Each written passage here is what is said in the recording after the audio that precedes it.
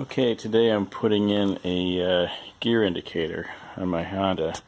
The indicator is this little thing here. I've already stuck it down here. I don't have a lot of good places to put the thing. It probably is going to move eventually. I've got a new windshield coming and I expect it'll have different mounts. But anyway, you just need to route the cables down. The big thing I wanted to cover right now was finding the connector for this. You need to get the seat off, and just in case, like me, this is a new bike to me, I didn't know where it was. There's a little, right in there is a key, and that unlocks the seat. Get the seat up, and right here next to the fuse box is this little connector. Now the trick here is that the connector has this waterproof cap on it, and I couldn't figure out, there's no slack on this thing, couldn't get down in there to figure out what was going on. Eventually fished out the fuse box and got the thing up where I could see what it was doing.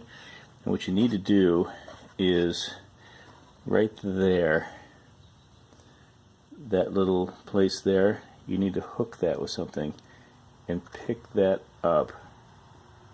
You can see that flexes there, and that's what's holding it in. If you've got like an O-ring hook tool or something like this, that would be ideal. But I guess you could probably use a bent paper clip or whatever you had to use.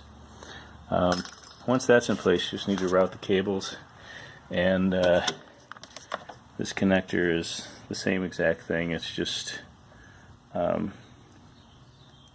just a cap. Right, so it's all set. The cable, there it is here. I ran the cable down. Maybe it should have gone that way, like to where the rest of the cables are, but by the time I thought of that, it was already run this way.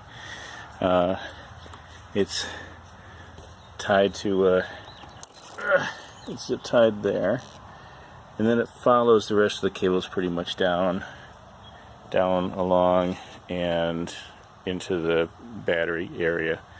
The way this thing works, just as a caveat, it doesn't really know what gear the transmission's in.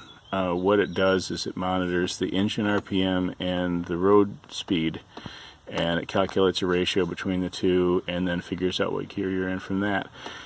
It has to learn what those ratios are, because obviously every bike's transmission is different.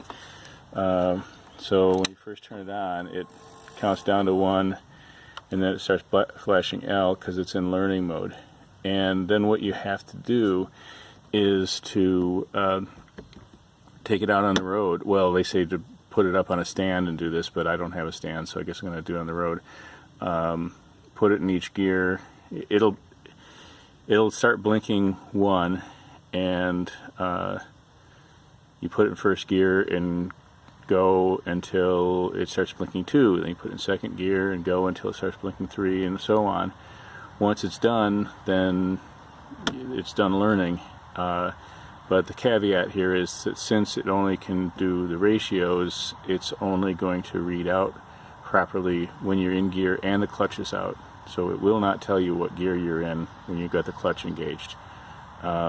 So that's a little bit of a downer that I didn't realize. I thought maybe somehow the computer knew what gear the transmission was in, but that's not the case.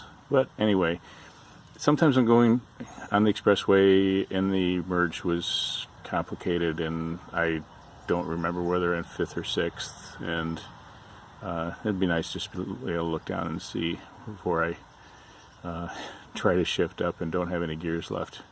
So anyway, that's that. I don't really have a GoPro mount on my helmet or anything like that, so I probably won't be able to actually